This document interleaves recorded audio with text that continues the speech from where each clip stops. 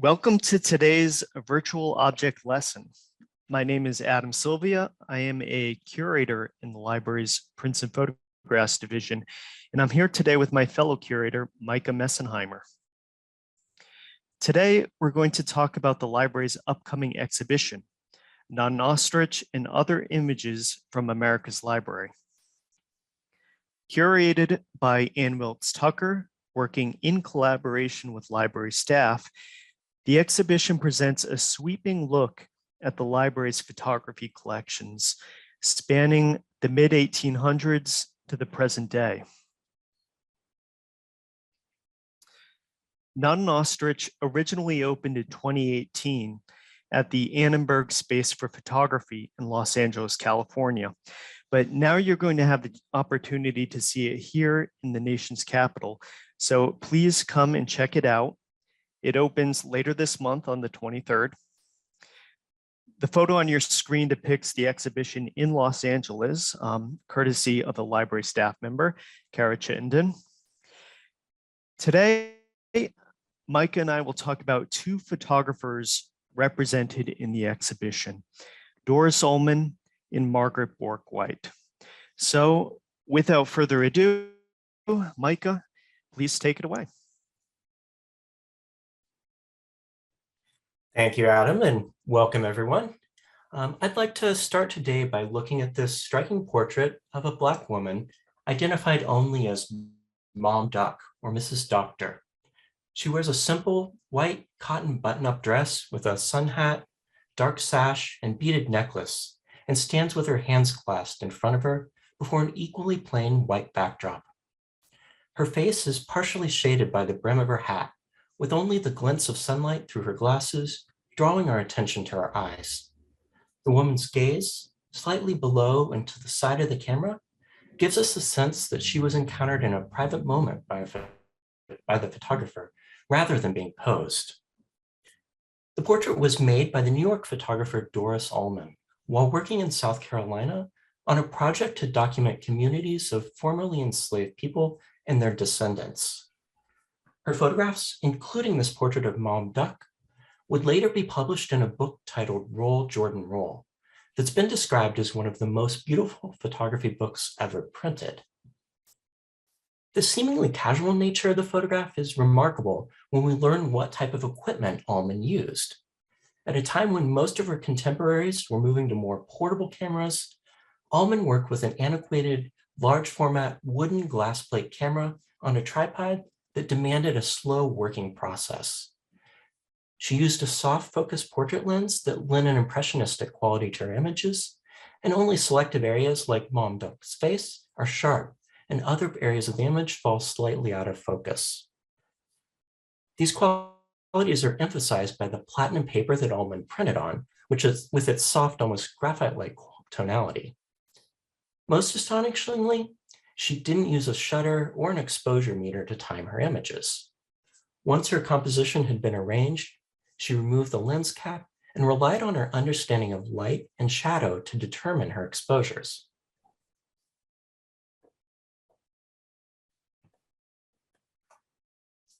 Doris Ullman was born in 1882 on the Upper East Side of New York City. After her mother died in childbirth, she was raised by her father, a Jewish German immigrant who had become extremely wealthy in the textile trade. Ullman would attend the Ethical Culture School for teacher training between 1900 and 1903, a progressive institution founded in 1878 with the mission to educate all, regardless of class, religious, or ethnic background. The school promoted a belief in the worth of every human being. This doctrine would impress upon Ullman and carry through in the spirit of her photographic work and in the work of other photographers associated with the school, like Louis Hine, who's known for the photographs that he made to document abuses of child labor, like these pictured here. Although Ullman studied with Hine, a teacher of nature and geography at the school, before he took up photography in 1904, she would share his deep belief in a social role for the medium. In 1907, Ullman began graduate studies in psychology and law at Columbia University. There, she enrolled in a class at the Columbia Teachers College with the renowned pictorialist photographer Clarence White, pictured on the right. This gave Ullman her introduction to the medium that would quickly become the predominant focus of her life. White would soon leave Columbia to open his own school, the Clarence H. White School of Modern Photography. Ullman abandoned her studies and followed White to his school, where she trained between 1913 and 1917 and later lectured. White was likely responsible for teaching more notable photographers in the years prior to World War II than any other person. He gave particular attention to training women in the medium, including such prominent photographers as Ullman, Laura Gilpin, Dorothea Lange, and Margaret Bourke-White, who Adam will be talking about in just a bit. The school promoted a style of photography known as pictorialism. Emerging around the turn of the 20th century, pictorialists emphasized photography's shared qualities with painting and printmaking and placed emphasis on the handmade over the technological origins of the medium. Mood and effect were usually favored over description. And stage scenes and introspective subject matter, as in the photograph on the left by Clarence White, were common to much pictorialist work.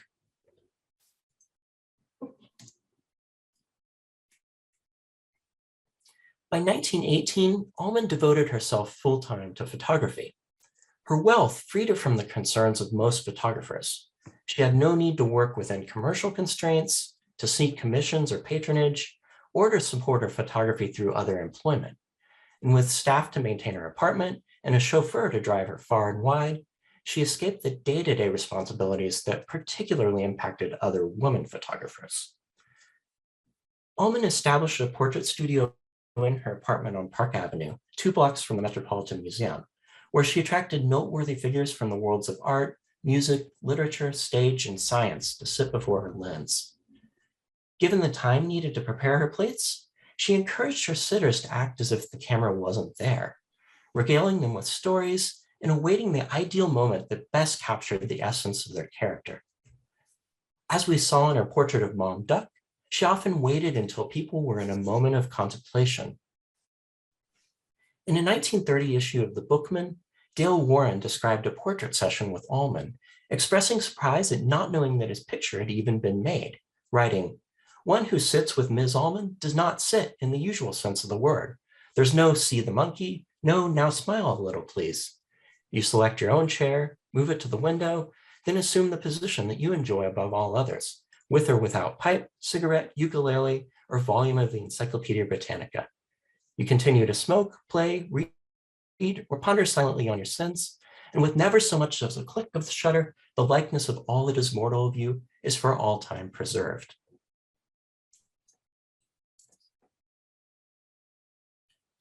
Ullman frequently worked in male-dominated spaces, such as the worlds of science and literature, as seen in her first books depicting the medical faculty at Columbia University in 1920, and a similar volume on Johns Hopkins in 1922. In these portraits, made in classrooms and medical offices, we see Ullman shifting to formal portraiture made outside of the studio. These publications were followed shortly after by a volume suggested by Life editor Louis Shipman, titled A Portrait Gallery of American Editors in 1925. Despite women's underrepresentation in these fields, Ullman was adamant about including sitters like Florence Sabin, at the bottom left, the first woman to hold a full professorship at Johns Hopkins, and editors Edna Woolman Chase of Vogue and Elizabeth Cutting of the North American Review. Designed and typeset by Bertha and Frederick Gowdy, the books took advantage of the full range of fine art techniques, from photogravure to letterpress. The series of 3 publications would kindle Ullman's lifelong lifelong dedication to the presentation of photography in book form. By the mid-1920s, Ullman grew tired of photographing in her affluent social circle in New York. While she would continue making these portraits, after 1925, she increasingly devoted her time to work in rural communities in Highland Appalachia, spending as many as 5 months a year on the road on a series of extensive road trips. In these pictures, we see an evolution in her subject matter beyond traditional pictorialist motifs. Although Ullman never abandoned the formal concerns of the style, her work increasingly begins to anticipate the shift towards social documentary concerns in American photography. Ullman began this work at a time of broad American cultural shifts after World War I. Many Americans grew concerned with changes that were wrought by rapid industrialization and urbanization of the country.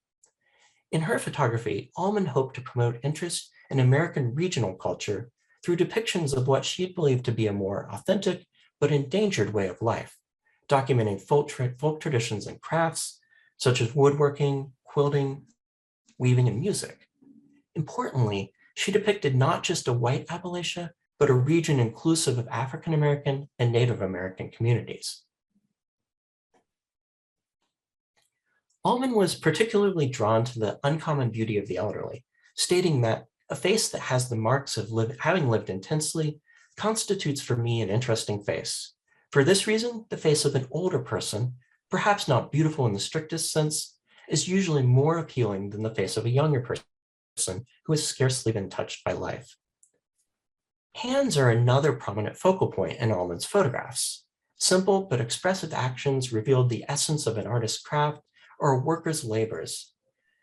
In continuation of 19th century conventions, she also gave prominence to the tools, books, musical instruments, and other objects, like a potato, that her sitters held as symbols of their livelihoods. Her work was at times idealized in its sense of timelessness. Compared to the Farm Security Administration documentation that began in the region just a decade later, there are no signs, no consumer goods, nor other markers of popular culture in her photographs. And anomalously for Appalachia, there's also little evidence of the coal mining industry that was the primary economic driver in the region.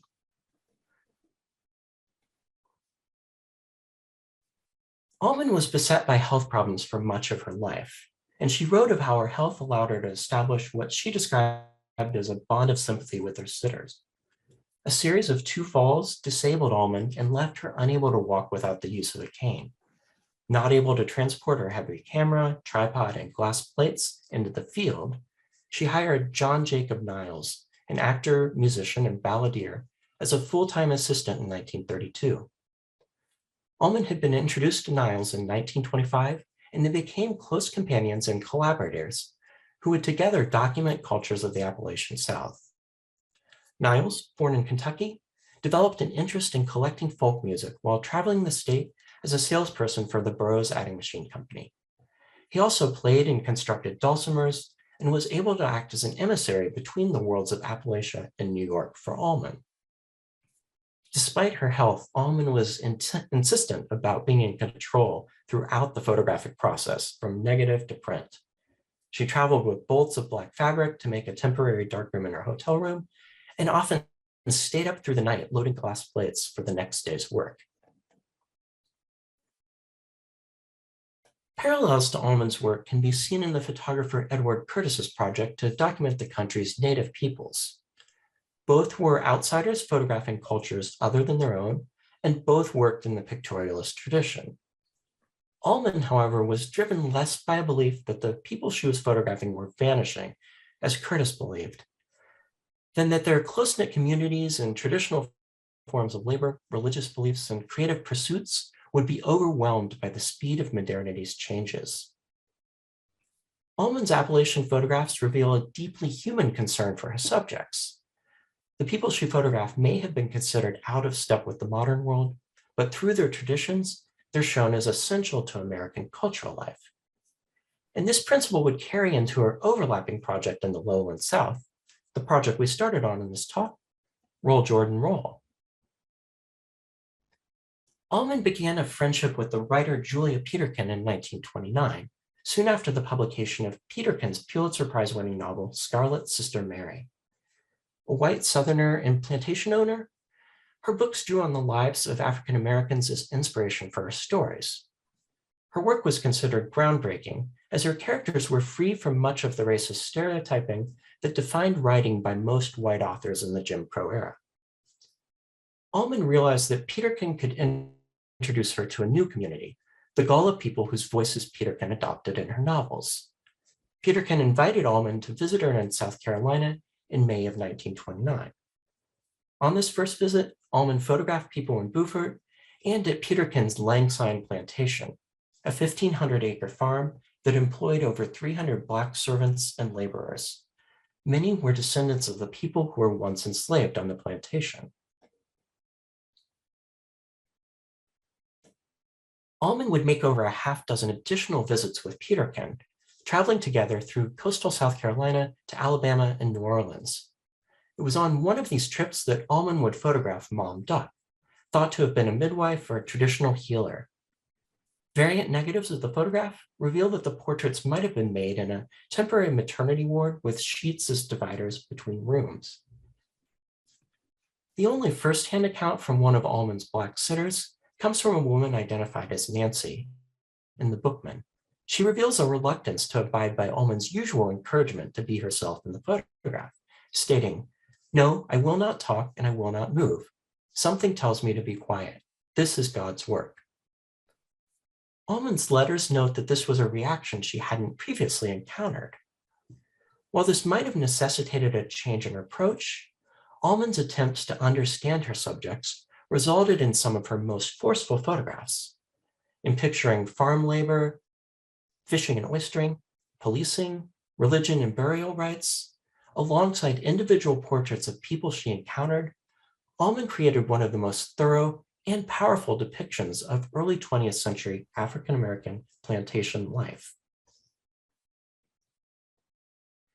In 1933, Allman contracted Robert Ballou to publish these photographs in a book titled Roll, Jordan, Roll. Allman self-financed a deluxe printing of 350 copies, each containing 90 hand-pulled photogravure prints. A photomechanical process, meaning that the final print was comprised of ink on paper. Photogravures allowed significant handworking by the printer and could capture subtle tonalities of photographs that were lost in other printing processes. The publication was initially intended to be a collaboration between Allman and Peterkin, but throughout the course of Allman's work, their relationship disintegrated as artistic and personal differences emerged. Her selection of photographs for the book and Peterkin's text were largely created independently. Peterkin's writing is a technically complex interweaving of first and third person narrative.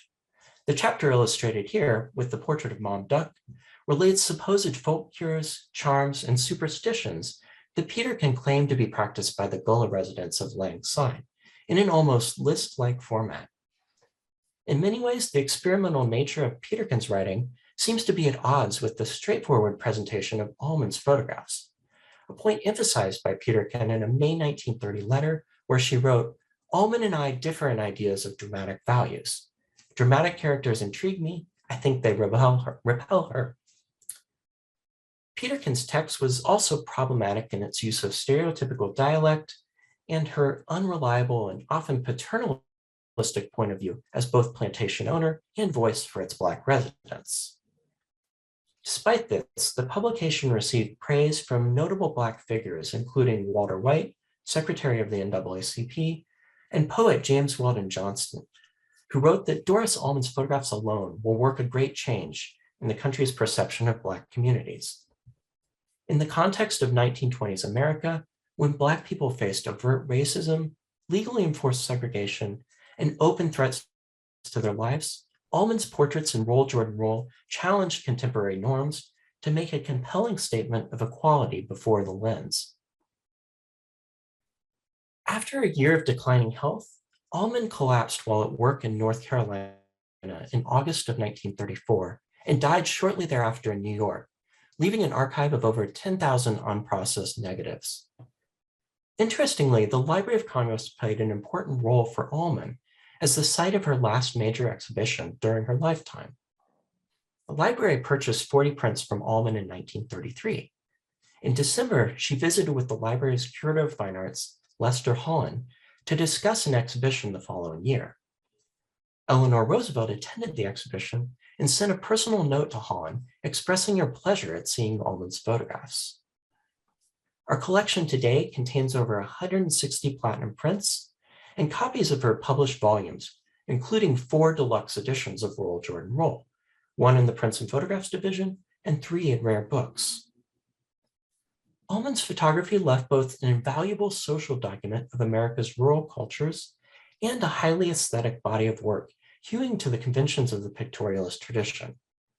While she saw herself first and foremost as an artist, she understood the power of her work, stating, "I'm of course glad to have people interested in my pictures as examples of the art of photography, but my great wish is that these human records shall serve some social purpose." And I think they do. While Adam takes the slideshow, we just want to show another image from the Annenberg presentation of Nonne and Ostrich. On the very left, just cut off right at the edge of the photograph, you can see Mom Duck on display.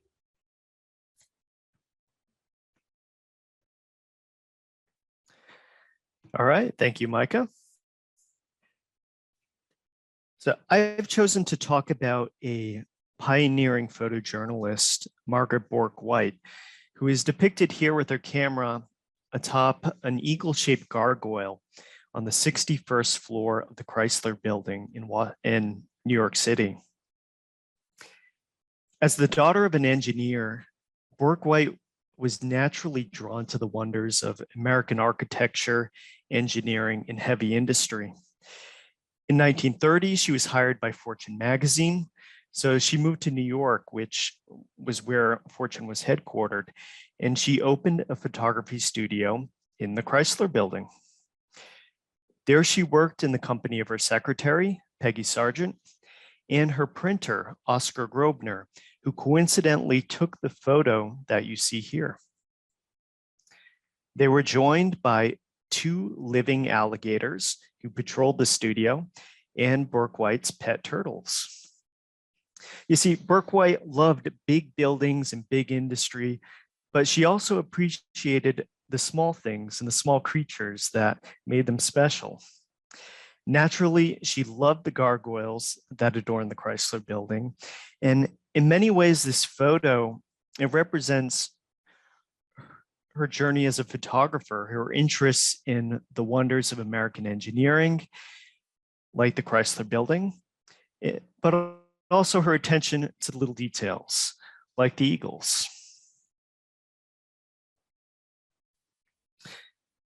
Like Doris Ullman, Bourke-White studied with Clarence White.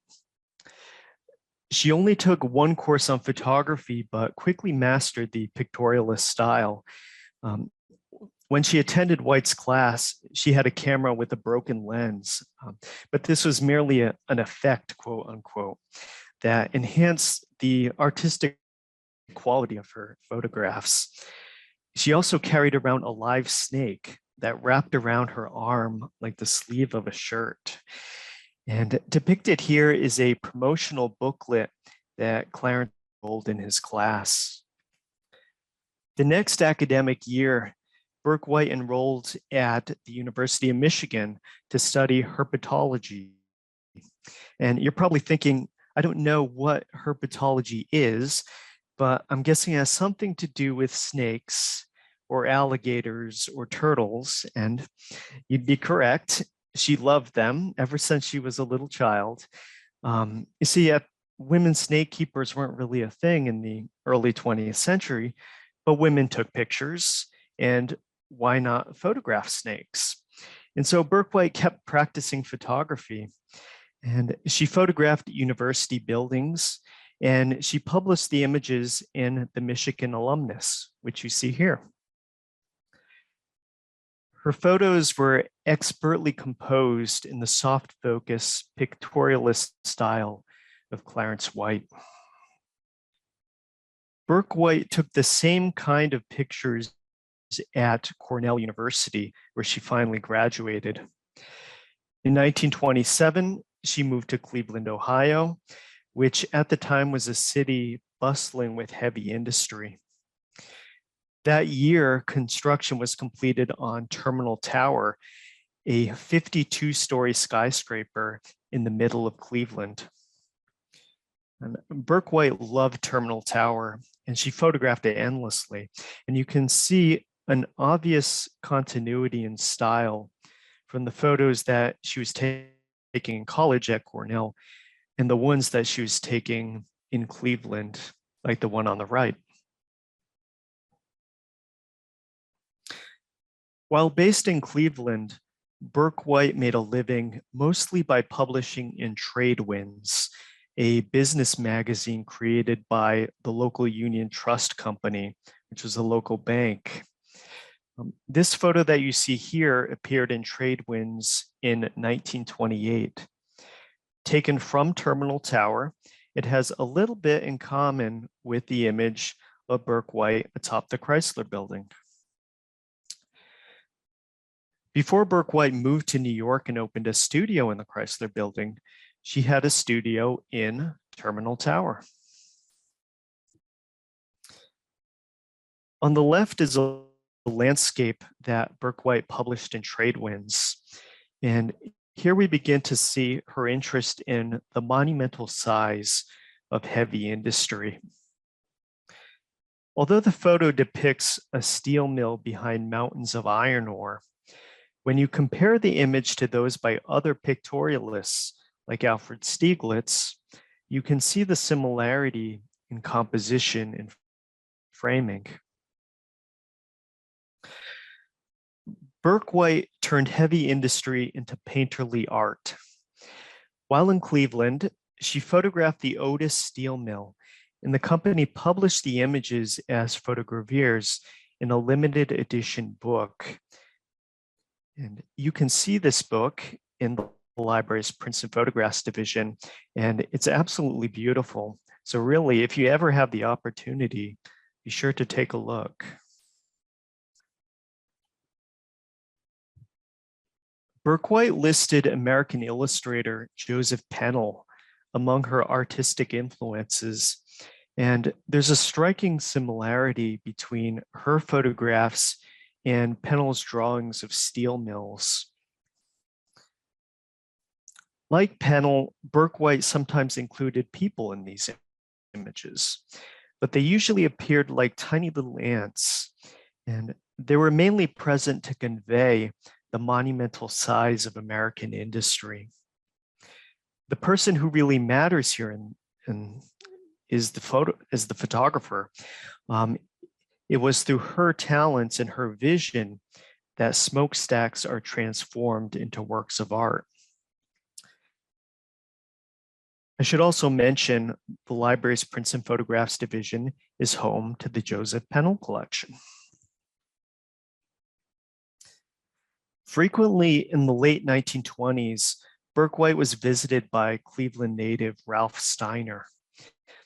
They had been classmates together at the Clarence White School, but now he warned Burke White that the style of pictorialism was now on the way out. Beauty exists naturally, Steiner explained. It's not something that you create by pretending you're a painter, but something that you capture by focusing your camera sharply on tiny details and textures and patterns in the world around you. At the time, Steiner was making a motion picture on the natural beauty of water. And you can use the link on the screen to watch the entire film, courtesy of the library's Motion Picture Division. This new style lent well to photographing the repetitious patterns of machines, like the typewriter, which Steiner photographed. And this was understood by Henry Luce, the founder of Time Incorporated.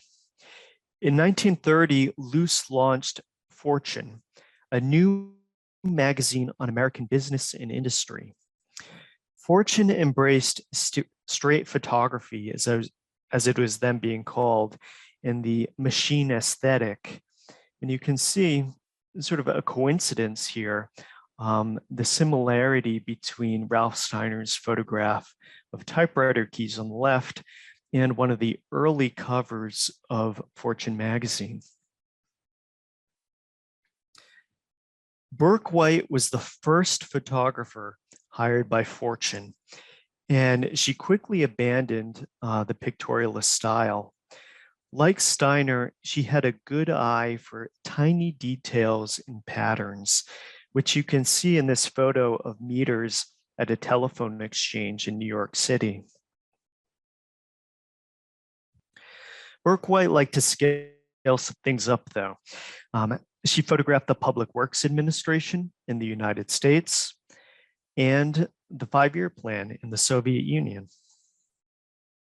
In 1936, Henry Luce launched Life magazine, and again, he hired Burke White.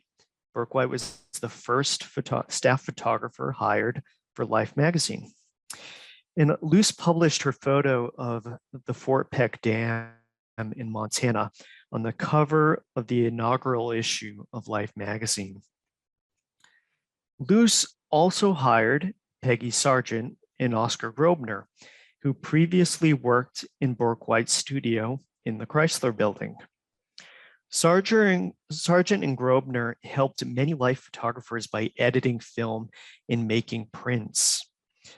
Without the old Chrysler trio, Life might not have become America's leading illustrated news magazine. Burke White's new attention to detail, it evolved in tandem with a growing empathy toward the working class. In the Soviet Union, she was especially attuned to women's contributions to industrialization, like we see here. And naturally, you still have the patterns, this time in the shape of cement blocks, but many of the photographs that she took in the Soviet Union feature women industrial workers.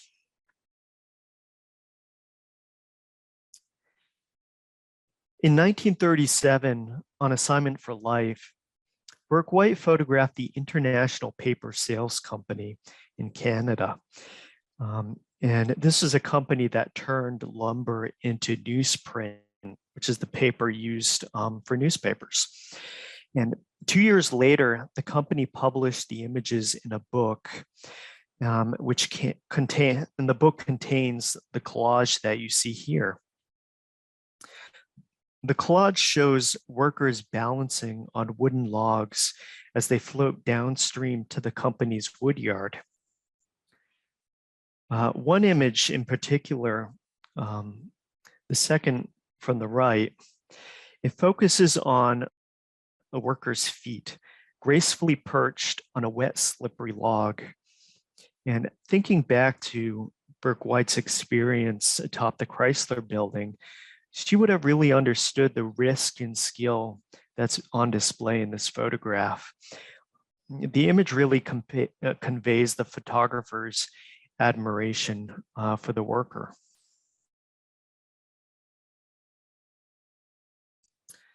Later in the book, there's a montage that depicts a worker pressing a button to operate a machine. You'll recall that Burke White once treated workers like they were measuring sticks to convey the monumental scale of heavy industry. Granted, here the worker's hand is disembodied, but here you really begin to see a revolutionary change in how Burke White understood the role of the working class in the modern world.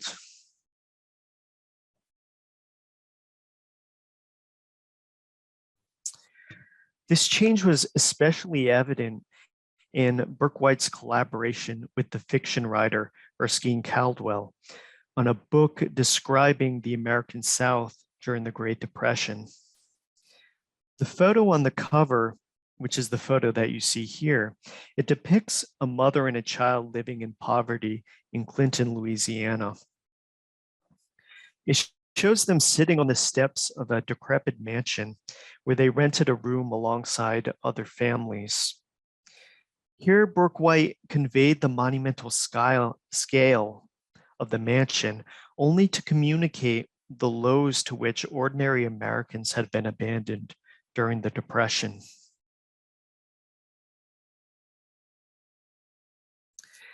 Later in the book, there's a photograph showing a man in a chain gang in Hood's Chapel, Georgia. It's followed by a second image focused on a spoon in the man's ankle chain. This small detail makes us think about the man's existence outside the frame. Why is he carrying the spoon? Is this how he ate, on the ground with the dirty spoon? It's this detail that gets us to think about the subject, and it sparks in us a sense of empathy and feeling for the man in the picture.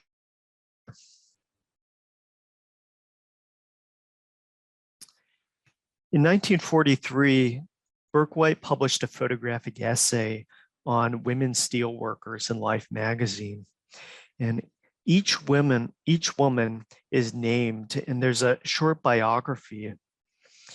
As you can see, it's nothing like the photos that Burke White took of the Otis Steel Company in Cleveland, Ohio. By this point, the machines had taken a backseat to the workers who operated them.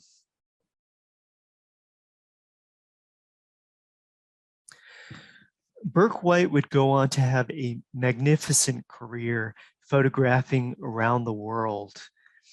But I want to conclude by spending a little extra time on her favorite photograph. It shows two boys mining gold in South Africa under apartheid. Again, it's a small detail, the sweat dripping down the boy's chest, that demands empathy and creates a sense of understanding. And so we began with Oscar Grosvenor photographing Burke White up in the sky above New York City. And now we end with Burke White photographing disenfranchised workers deep below ground. It's an incredible journey as a photographer. It's an incredible transformation as a photographer. And it's an important story to the advancement of photojournalism.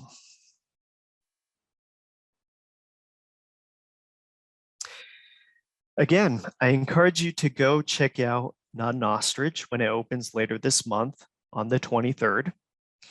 There you'll see not only Grosvenor's photograph of Burke White, but also pictures by other photojournalists like Dorothea Lange, Danny Lyon, and Tony Frizzell. Every image in the exhibition has its own compelling story, like the ones that Micah and I have presented today. The images on display will speak to a wide range of themes, including the built environment, business and science, civil action in daily life, sports, leisure, and portraiture in the arts. So there will be a little bit of something for everyone. Also, check out the latest photography issue of Library of Congress magazine, which features a familiar someone on the cover. Follow us on Instagram and Flickr. And we'll be putting all the links that you see here in the chat so that you have them. Learn more about Not an Ostrich by reading Library of Congress blog. Take a look at our Picture This blog to learn more about the 16 million images in the library's Prints and Photographs division. Also, visit the library's website to get information about other exhibitions at the Library of Congress. We've also included here a link to 30 images that will be featured in Not an Ostrich. So you can use that link to get a little preview of the exhibition. Ask us questions anytime using the library's Ask a Librarian service. Browse the library's picture collection using the Prints and Photographs online catalog, and make an appointment to come visit us in the Prints and Photographs reading room. Finally, check out the library's Guide to Women Photojournalists by Beverly Brannon, which provides even more information about Margaret Burke White and Doris Ullman. Thank you for listening. If you would like a PDF copy of today's presentation, please contact us through Ask a Librarian and we will send you a copy. And we now invite you to ask questions in the chat.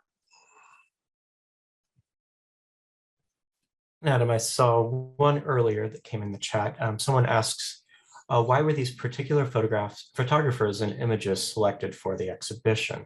In other words, what are the themes and messages you would like LOC visitors to take home with them? I can begin if you want to pick up Sure. after Micah. So Nun Ostrich has a section dedicated to photographers at work. And the Prints and Photographs division, we really want to pay respect to the creators who created the content that we now preserve. And so Margaret Bourke White, her photo by Oscar Grobner, was one of the multiple photographs of photographers out in the exhibition. And then, the general selection of images actually occurred before either Adam or I started at the library, by Ann Wilkes Tucker, who was the larger curator of the exhibition. But we were both able to select the photographers that we wanted to talk about this evening. For Allman, part of the larger scope of the exhibition is the unexpected in the library's collections. And I wanted to choose a photographer whose work was both a bit underappreciated. Allman, I think she's making work that's as strong and as striking as many of the other photographers who are contemporaries who are better known. But her work is not as widely known. It also captures an aspect of the library's collections. She's a pictorialist. We have very strong collections of pictorialism. We hold her teacher Clarence White's archives at the library. And it's an area of the collection that is maybe a little less known by people. Part of the reason for choosing Allman's work. We have some other questions in the Q&A, which I can read out quickly. Rebecca asks, how many total men and total women are represented in the exhibition? And a follow-up and related question, how many Bourke White images are at LOC, which you may have just answered? So let me start with the question about Bourke White images. So we have a collection of about 50 of her images for Life magazine, mainly of major public works in the United States, but then also of the 5-year plan in the Soviet Union. We then also have fine prints that were done by Bourke White, a collection of around 10 that really represent different moments in her career. And then we have a lot of prints that are scattered across many different collections. Being a photojournalist, having published in many different places, her images commonly pop up in collections that came in as part of manuscript papers, and in a variety of different places. I should also mention that so Life and Fortune still preserve a collection of Margaret Bourke White's photos, and also Bourke White's brother Roger donated a lot of Bourke White's personal papers and a lot of her early photographs to Syracuse University. So if you're interested in finding even more about Bourke White, those would be other sources to check out. The other question was trying to get at the idea of the ratio of men to women, specifically in the Not an Ostrich exhibit. If they can send the question to Ask a Librarian, we can pull up the checklist and figure out a number. Yeah, I think we'll need to count in this case. Mm-hmm. Yeah, but I mean, when the exhibition was created, it was curated by Ann Wilkes Tucker with the goal of representing a broad cross-section of America, men and women, but also people, Native Americans, African-American communities. And so I think you will be pleasantly surprised to see just the diversity being on display in this exhibition. We have another great question, which is, what does the title of the exhibit mean? All right. So I'm going to go back one slide in the PowerPoint.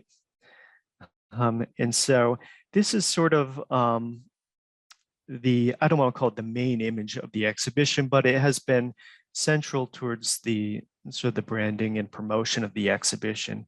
It was a photograph of a prize-winning goose that was sort of groomed in a way to appear like an ostrich, but not an ostrich. And you'll find in this exhibition that there are quite a few photos that would be described as unexpected.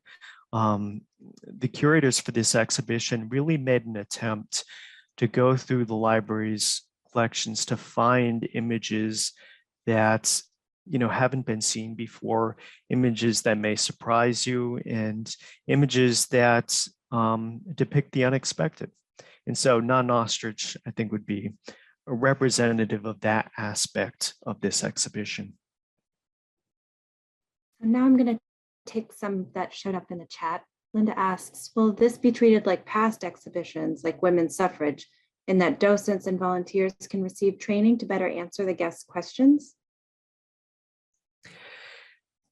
So I believe this is going to be a question for the exhibits office. However, Micah and I are more than happy to speak with any of the volunteers or docents who have questions about anything not an ostrich that you would like more detail about.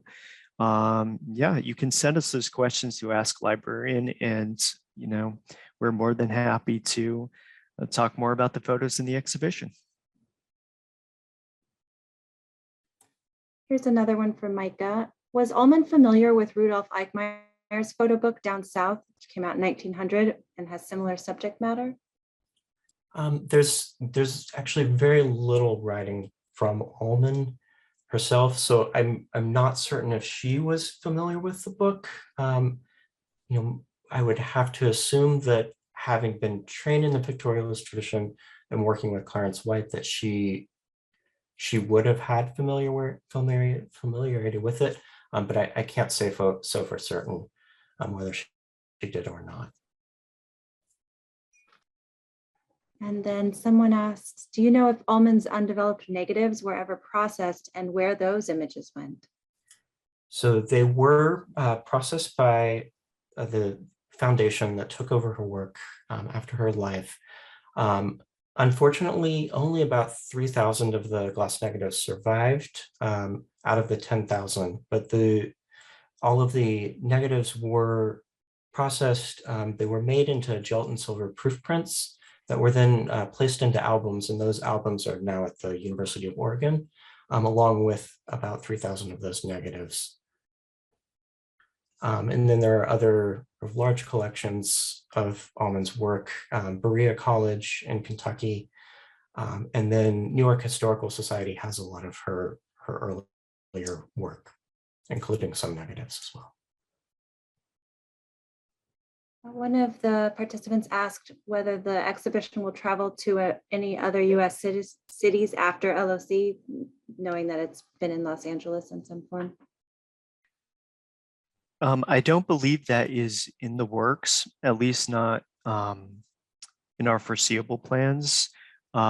So we encourage you, if you have the opportunity, to come check it out at the Library of Congress.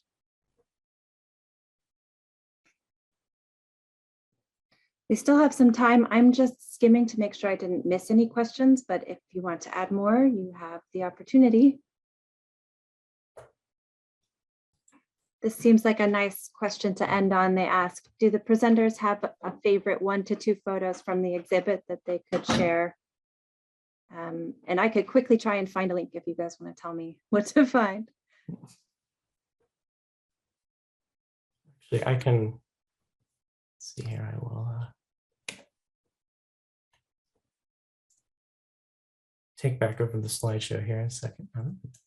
Yep.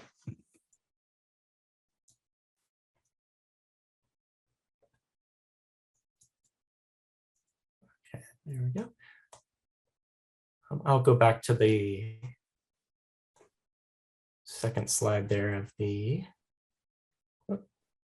Not Now Stretched exhibition at the Annenberg Space for Photography. There's a portrait right under the sign that says portraits, actually. It's by photographer Will Wilson, who is a contemporary Native American photographer. In many ways, he's commenting on pictorialist projects, particularly on the work of Edward Curtis, who I had mentioned in my presentation, who he was a white photographer who was photographing Native American cultures. Wilson is trying to reclaim that history as a Native American photographer. His modus operandi for his work is the act of exchange. So he makes a contemporary tintype print, which is a photograph that's made on a metal plate of his sitters. He then allows the sitters to keep that original plate, and then he makes a digital scan of the image that he then takes and reprints as a larger format platinum print, like you see illustrated in the image. Very gorgeous work, and we're working a lot in that pictorialist tradition, combining digital work and the handmade. And I'd say for me, there are so many really amazing photojournalism images that are going to be on display. Murray Becker's photograph of the explosion of the Hindenburg being one example. Migrant Mother by Dorothea Lange. And in the screen that you can see right here, you can see to the right of Mom Duck and Laura Gilpin is a photograph by Stanley Kubrick back when he was working for Look magazine. So I encourage you to look for those when they're on display later this month.